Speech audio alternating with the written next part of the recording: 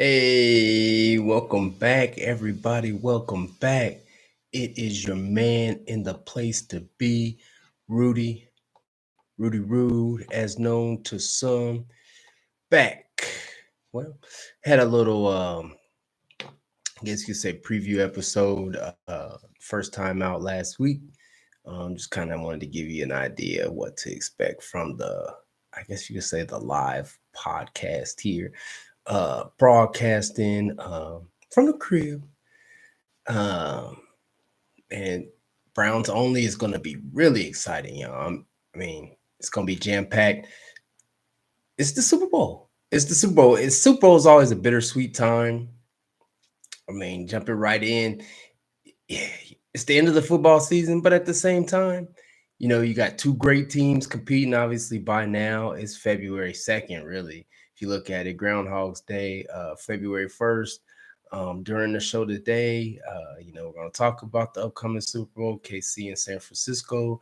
We'll touch on real quick the AFC and NFC championship games, two great games, whether you like, mostly defensive game, offensive game, you have whatever, your preferences there. Two, I would say, great quarterbacks going head to head, but even in the NFC, both those quarterbacks were very, very good and efficient. Moving on. Again, definitely talking a lot of Browns, touch on some free agency needs, talk about some personnel moves that will likely need to take place in the offseason. Just kind of delving into those things. But this is the first episode of Browns Only, the first official episode. So, episode one, I'm really excited to be back with you guys. You guys probably remember me if you're watching this from Truth by Two Sports fans. Um, Definitely love talking football with you, educating minds today. We got a little special I don't know, piece that I'm going to bring to the show. A little tribute to it being February 1st, February 2nd, Black History Month. Give y'all some Black history. Excellent to tie into football. And I even got a couple gems for you in there. So I'm going to get right into the meat of the show, which is we're coming off of some great championship games, yo. Again, we're going to focus mainly on the Browns. That's going to be the meat of the show. But how can I talk football and NFL without really talking about those championship games? By now, you know that Baltimore, they did not make the Super Bowl. They did lose to the multiple defending champion Kansas City Chiefs. Tough team to beat. I reflect back to the game that Kansas City had with the Browns a few years ago in the playoffs, when the backup had to come in for KC because Mahomes got knocked out the game, and the Browns just could not pull that one out. It was late. I think it was a catch that was called not a catch by DPJ in the back of the end zone. It was a crazy game. History might have been a little different, but anyway, I digress. In that game, Lamar Jackson again goes down, has a crucial pick in the 17-10 loss to KC, leading KC to go back to the Super Bowl again. The defending champs having a chance again. Obviously, you all know I'm not going to talk too much about it, about KC's road. The Swifties will be at the Super Bowl in Vegas. It's going to be crazy. It's going to be insane, bonkers. February 11th, obviously, they play San Francisco. But again, crucial pick by Lamar Jackson in that game. Crucial fumble by Zay Flowers down by the goal line. Also a taunting penalty where he did a little, he dropped the ball on him. He did the big guy flex, and that'll get you a penalty. And then on the other side, amazing game in the NFC. The Lions fell a little short. I guess you could say almost the hometown Lions. I'm in Ohio. They're in Michigan. Browns, obviously, even closer to Cincinnati country. But this is the Browns only show. And San Francisco played a great game. Brock Purdy, I told you I was going to mention him in the preview show last week. Yo, all dude does is win and ball out. I don't care what you say. I like Jimmy G in their offense, in that Shanahan offense. Shanahan offense is so efficient. I love it, West Coast style. I love guys like Check. I'm not even going to get started again. Definitely in some of the other shows that we have, we'll be talking about the whole NFL. But I hope you're excited for the Super Bowl. That's great. We had two great championship games. Whether you liked again the offensive explosion in the NFC and that was it 37 to 34, I think was the or was it 34 to 31 was excuse me 34 to 31 San Francisco beat Detroit. And the big thing there to me was Campbell going for it on third down. Even though Detroit got the late touchdown, they had to get the onside kick, which they almost did. But going for it, hey, no guts, no glory. Campbell's been consistent with it. I mean, when you talk about biting off kneecaps, I mean, that's going for it on fourth down. Let's be honest. I don't know if it's kicking field goal. It's not putting the field goal kicker on the field, but I'm going to transition right into, again, a lot of good Browns talk I'm going to have on today's show. So one last thing, before I get into that, it is Browns related and it's really all Browns, but I got to talk about this time of year. There's not been a lot of player movement. Again, we'll touch on the draft. We'll touch on free agency on this show here, specifically related to the Browns, but just overall, I'm going to drop some names for you. So whether you're a novice or you're a hardcore Browns fan, I mean, you'll appreciate it. One thing that just happened, it's like kind of breaking news, if you would. Dan Quinn will be the head coach of the Washington Commanders. I'll say it. Washington Commanders. And not the, Washington. So the Washington football team has Dan Quinn now. And, he was in Seattle. He was in Dallas. So you're probably familiar with him, defensive guy. Washington's got to figure out the quarterback position, obviously. But another Harbaugh in the news. It's Jim, obviously. John. Or is it John? John. I'll get Jim and John Harbaugh confused. Yep, they are. I don't know, inseparable. How can you even tell them? Anyway, when again talking about Harbaugh going to the Chargers, that's a big acquisition for the Chargers. Obviously, Harbaugh has success at Michigan, just winning a national championship. And again, we're talking about Jim Harbaugh. Great success there. Obviously, if you follow college football at all, you know that he got suspended even for a couple games this year for sign stealing. And you knew that, again, going out on top there as he did, he wasn't going to be too much longer in college. So he does go to the Chargers. What he inherits there with Herbert be very interesting. But I say that, and I digress, like usual, get a little long-winded to say that the Browns also had actually a lot of coaching news take place this week, because there's not, again, a lot of player movement taking place right yet, as it only being February 1st, 2nd. Again, Super Bowl on the 11th. Pro Bowl is this weekend. Who watches the Pro Bowl, right? Actually, I did watch some the East-West game this evening. So I'll mention a couple things from there. My observations. One of the big ones was Tula. I believe Tula Tagovailoa. I knew I was gonna mess up the name. Tagovailoa, obviously, Tua's little brother from Maryland. He looked good in that East-West game. And then if you're interested at all, this weekend, the Reese's Senior Bowl will be on. So that's something, if you're a hardcore football fan. But sticking to the coaching news, a lot of coaching news for the Browns. They did fire AVP as their offensive coordinator, as our offensive coordinator. So Dorsey, Ken Dorsey, you may remember Ken Dorsey from such films as, Ken Dorsey was a quarterback for the Browns, I believe, started in 08 for us. He didn't play well when he played for us, I'm be honest, but as an OC, he's had some success, like in Buffalo.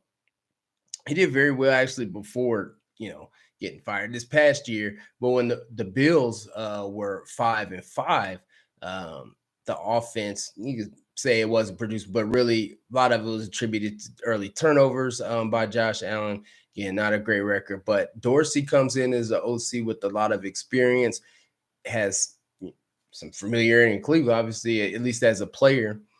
And so that'll be interesting. And to see if it's a good hire, will I will say time will tell. However, there has been at least rumors, but if not likely the case, that Stefanski will relinquish play calling, which is something that he's always done, is call his own plays, especially when AVP was there.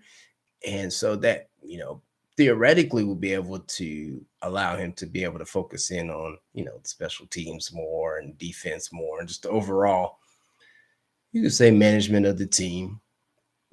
So it could end up being a good hire. I actually really like it. A lot of success and a lot of similarities, I would say, potentially between Watson and Allen having success under, and we're talking about going to the playoffs consistently, things of that nature, which the Browns would love to do with Watson as the quarterback.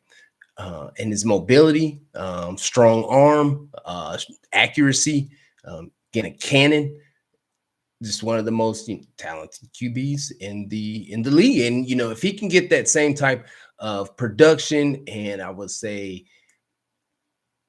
maximizing the ability of Deshaun, then and Watson, of course, who I speak of, starting quarterback for the Browns, then I mean that's really the right hire. Also, Stump Mitchell, a guy who I like for the Browns, he was replaced by Deuce Staley, who was another I think upcoming coach in the league, and it's great to have him on the Brown staff as well. One of the last staff major hires for the Browns was Jock Cesar from the Texans. So again, just some coaching news there. A couple other coaching notes. Kevin Stefanski, deservedly so. Again, the Browns, like I mentioned last week, going 11 and 6 on the year, and Coach Stefanski named Coach of the Year. It's well deserving. I mean, give him a round of applause. He did a great job, again, with the injuries that the Browns had this year, and to be able to kind of salvage the season. Not only do that, but again, put him in prime position as the 5 seed going into the playoffs, even with, as I said, the specter of Joe Flacco at QB for us. He played great for us down the stretch, and ultimately in the playoffs, again, falling short. Two, I just mentioned Jock Cesar, the who he coached for the Texans last year in the playoffs, as the Browns season ultimately ended on that note. But moving on, I wanted to kind of talk about a little bit of personnel, things that I touched on in the previous show for last week, but I didn't really go too in depth. I did mention the quarterback position, so I'm gonna just mention it again. But I think for the most part we're set there. But I'll let you know also what I'm thinking there as well. Obviously we have Watson. We just drafted DTR. So there's not really a need, I would say, but we learned last year that that's not really the case, right? So may want to resign Flacco, Dorian Thompson Robinson. Again, not positive that he's NFL ready to start games still yet. Maybe still has some development to do. I really think that he'll be a good pro after a couple years of seasoning. Time will tell. But that again is something that I'm going to transition to in just a second. So you could say for the most part we're set there. Obviously Flacco's not under contract. He was under a 1 year. It wasn't 1 year. I mean, it was really like you could say prorated, more or less. Gave him a couple mil for a few games, 6 games, and that was fine. But again, I touched on it in the preview show that what the Browns are going to do there. When I think about it more, we're not even to the free agency period yet, so there's maybe not a huge rush. And I'm sure he wants to consider his options. Browns probably want to do the same. I've heard a couple names thrown out there, some veteran journeyman quarterbacks to really come back through. Can't say I'm not thrilled, but I mean, not really like sexy or exciting. Brissett, he played decent for us. We know that he could start, compete, potentially win games. So that's something. Don't forget about Dobbs. Obviously, a lot of people were sad to see him go last year. I thought he was limited. He actually showed a lot though, like especially like in Arizona, even playing for Minnesota last year. I mean, he's a journeyman's journeyman last year. He earned his stripes. He won some games. You can't take nothing away from that rocket science, is right. We know Josh Dobbs is a very smart guy. Again, in that Steelers system, he was like their third QB there, and I thought, that's his role. He's third QB. A lot of times I would say, they are kind of who we thought they were, right? Like the Dennis Green playoffs. No, that's not Dennis Green, but that's Jim Moore. But we're deeper than just the playoffs now, right? It's Super Bowl time. But yeah, we are who they thought who we thought they were. A lot of times with backup quarterbacks, like particularly like I'm gonna even go to Flacco's case. Like this is my philosophy about that. Like he played great. He really did. He was I think our team building, AB, great coaching from Stefanski, coach of the year. Schwartz, I didn't mention that. I got sidetracked. Schwartz was assistant coach of the year for the NFL, for the entire NFL, just like Stefanski, again, was the coach of the year. So great coaching from the Browns. But with backup quarterbacks, you can get some spurts from them, 2, 3 excellent games in a row, but it's that consistency. But even the top 32s, that's another thing I like to talk about with QBs. Are you a top 32?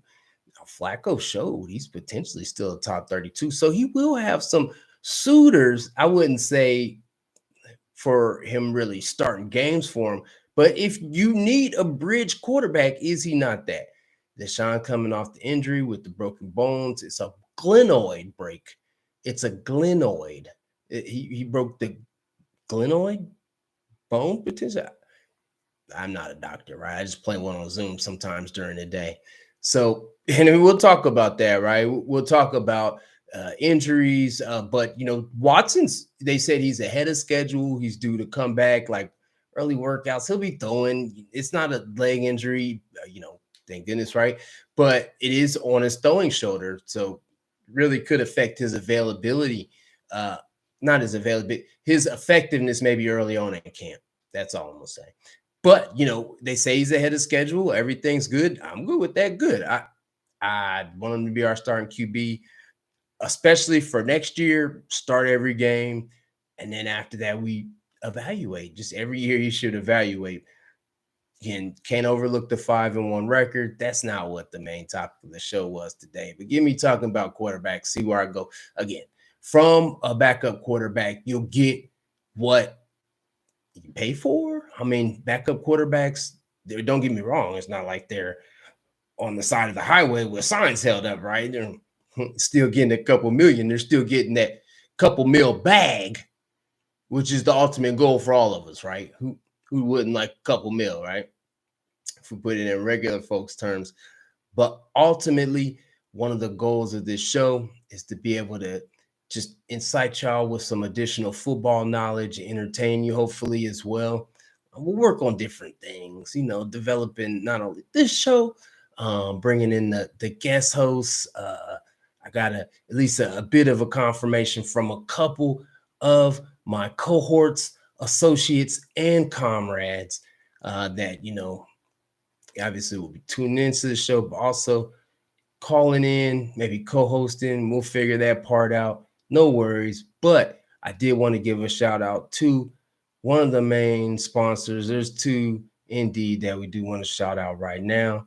One being Big Rude Promotions and Entertainment. Big shout out for some of this fly gear. You'll see me dipped in every week. I know I'm fly, but you know what's flyer? Browns gear like this. Also, I want to give a shout out to Before and After the Whistle, which is a community program that reaches out to youth through sports and education to allow them to be the most well-rounded individuals that they can be so that they can enrich the community and help our society at large by making people the best version of themselves, specifically kids and athletes. encouraging to be more well-rounded when it comes to academics and also community service, also sportsmanship, other things like that. Great ethics and morals, that mindset, teamwork that sports really emphasizes and teaches. And I say that as a former coach. And I'm glad again that you guys are tuning into the show this evening. It is always a pleasure. I'm going to take this time again during the time that it is. I don't know that Poxitani came up yet, but early morning, late night, February 1st and 2nd, it is Black History Month. Now, I don't know if you noticed yet, but I am an African American male. So the first person that I wanted to recognize, shout out, is an all-time great of the Cleveland Browns, Jim Brown.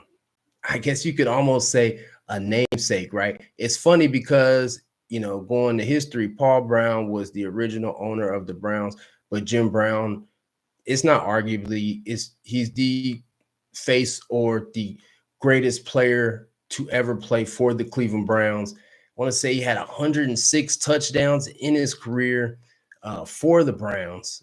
Interesting little fact. Uh, I met Paul Brown. Uh, Paul Brown. Paul Brown played too.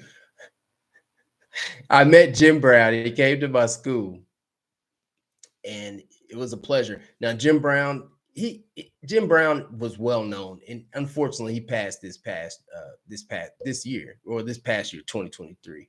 So, you know, nothing, can't really say enough. Just rest easy to the great Jim Brown, who was an all-time great running back. I'm sure you guys know a lot about Jim Brown, but I don't know if everybody out there knows that he wasn't just a great football player, if not the greatest running back of all time. He was also an activist. He was also an actor. He was an incredible man. He had a presence about him. He had an aura. I know, because I have an aura. Right? So Jim Brown was an amazing individual. And again, one of the reasons I'm a Browns fan, I'm proud to be a Brown. Let's put it like that. All right. And so again, as we celebrate the Browns and on this show, we celebrate Black history. Let us never forget the accomplishments and tribute, the contributions, the really impact that Jim Brown had on not only the Browns, again, being an African American male in the time that he was, living, having to battle segregation, being an activist. I don't know if you say forced to be an activist, but it was needed, right? So he helped fill that role with, of course, gentlemen like Dr. Martin Luther King, or even the Muhammad Ali, Malcolm X. We mention these names is because, that kind of change was needed at the time. But I just wanted to say that there were other athletes like Muhammad Ali, for example, or like Bill Russell, that Jim Brown was able to do some incredible work with. I didn't even plan on spending that much time talking about Jim Brown. But that's how it goes.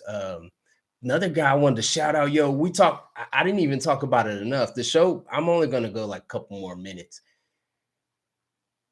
The plight of the Black quarterback, I'll probably devote a show to it at some point. But Marlon Briscoe, who? That's right.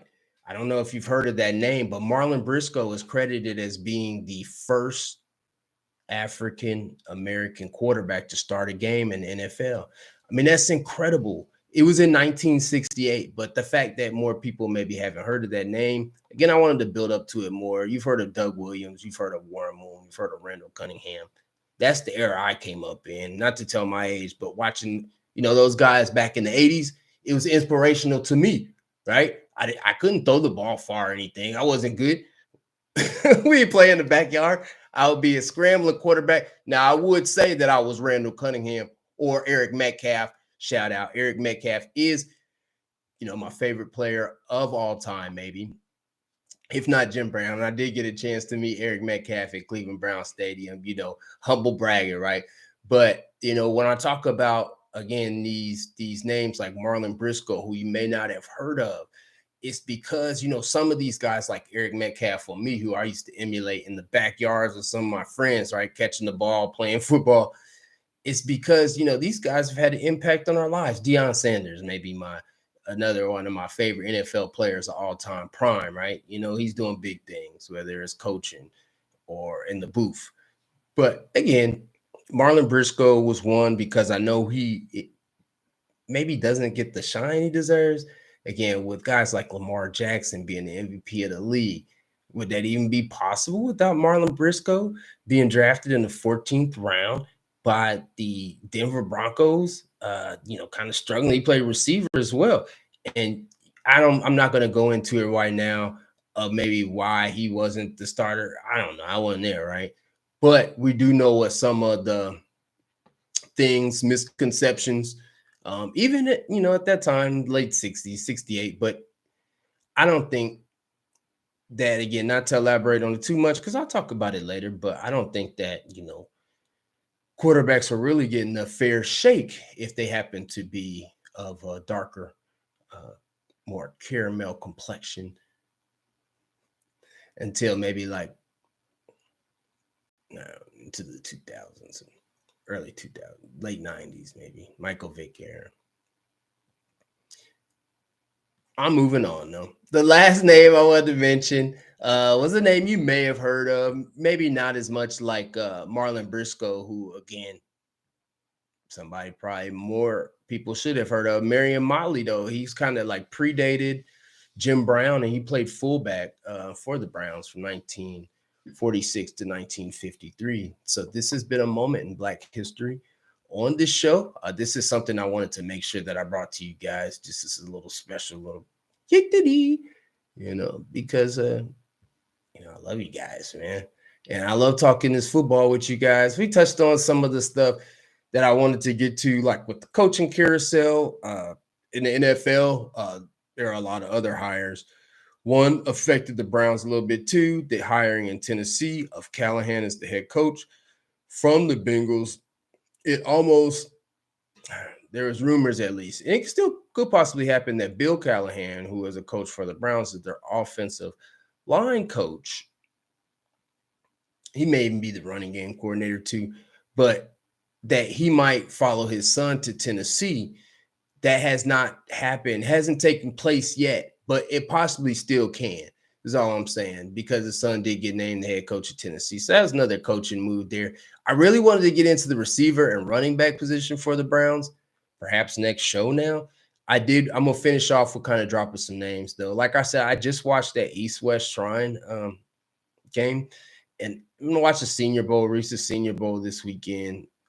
But I, I wanted to mention like the upcoming draft, for example, and also free agency. I mean, this could be like a whole nother show right here. So I will say this: the draft is April 25th to April 27th this year. So I will go into the fact that I'm gonna touch on like the running back and receiver position, as well as like the quarterback position in free agency in the draft. We already talked about guys like Jacoby Brissett and, for example, like Josh Dobbs, names you're already familiar with as potential free agent QBs. But then, like, as far as wide receivers, a couple names that have been linked to the Browns, even from last year's offseason, was Jerry Jeudy, potential trade from the Broncos. He had a pretty productive season. I think he had about 50 catches. T. Higgins from the Bengals. There's rumors T. Higgins will be a free agent. The Bengals will likely look to resign him. But Deshaun Watson went to Clemson, so he's been throwing like a recruiting pitch, I think, on IG or whatever socials that those guys found each other on and wanted to get reacquainted, and that's awesome. I'm for it. But a couple other names might be potential trade targets. Would be like Brandon Ayuk or Stephon Diggs. There are some other receivers probably going to a little bit later that could be other guys that again the Browns might target in free agency, but don't forget that first four wide receivers is looking pretty strong though, especially considering Cooper, right, being the number one, and like how he went off against the Texans in the first time we played him this year. But don't forget, we did trade DPJ throughout the year, but the depth is still looking strong. Tillman came on toward the end of the year. Cedric Tillman, who we drafted in the third round last year, who was our first overall draft pick. Then, of course, we have David Bell, and then we traded our second. David Bell came on strong late in the year, too, and we traded our second round pick last year for Elijah Moore. And I feel like a lot of Browns fans didn't really appreciate Elijah Moore, but I did. He wasn't really strong to finish the season, got a little banged up, as players have been known to do, right? Uh, it's a long season, and as a slot receiver, I felt that he did, kind of what was asked. But I think that with that being said, there is hopefully a big interest in bringing that strong number two to pair up with Cooper. Just lastly, again, let me touch on a couple names as of right now that have been associated with the Browns potentially to be of draft interest. Mock drafts and things like that. Just players that might be on the Browns radar. One of them, a player I love, a big heart, big production at Michigan, running back Blake Corum. May be able to pick him up with our second round draft pick. We don't have a pick until I think it's around mid-second. Give you the exact pick later. Then how about Tula Tagovailoa? Watched them again in that East-West Shrine game earlier as a mid to late round QB project. I mean, with during Thompson Robinson there already, it's kind of like you're duplicating. But I mean, I remember, I think it was Belichick when he was with the Patriots, obviously not there anymore. But like good organizations like that, I remember hearing the philosophy, it's okay, it's good, it's encouraged to draft a quarterback every year. And maybe it wasn't Belichick the Patriots, but I did hear that. That makes a lot of sense to me. I don't care because it showed again its value last year. A couple other names just real quick because I got to get out of here, y'all. Eichelberger, linebacker from OSU, and also Jalen Polk from Washington. Now, again, those guys would be more of the second to obviously our early pick, the second to like fifth, sixth round picks. But I mean, we talk about a linebacker, you talk about a receiver, QB, halfback. We'll look at some halfbacks later that better list of draft eligible guys that will be in the draft at halfback. Another name I like at QB is McCarthy from Michigan. He's not going to be available when we draft in the second. I thought at some point he might fall in the second or third. It ain't looking like that. A lot of mocks, if you would, which take him for what you will, have him projected as maybe a late first round draft pick going around 20. I mean, you could see maybe about 4 or 5 QBs drafts. Another name I like, I'm gonna throw this name in there, Spencer Rattler, as a guy you could potentially get with like a 5th round draft pick. You may remember him from Oklahoma, finished out South Carolina. Again, another guy that I think that could at least stick around as a backup quarterback for a while in the NFL. Hey, y'all, it's always a pleasure to host y'all, to have y'all here. Browns only. Obviously, it's not only just Browns talk. You get a little bit of everything. You got some draft, you got some Black history, you got a little motivational, whatever you want to talk about. Some coaching news, right? Today on the show, as it's that coaching carousel time of year. A little Super Bowl preview will be covered more in depth on the next show that I or we, who is we, will do. You will see it's coming to you. I'm not going anywhere. I'm consistent. This is how I do it. I brings the noise. I brings the knowledge. This show is always going to be entertaining for y'all, hopefully. I hope that you guys tune in. I enjoy bringing it to y'all.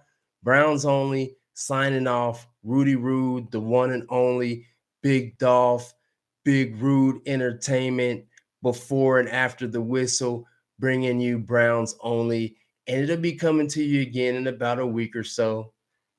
So, love and peace to everybody. I will see y'all soon. Thanks for tuning in, guys.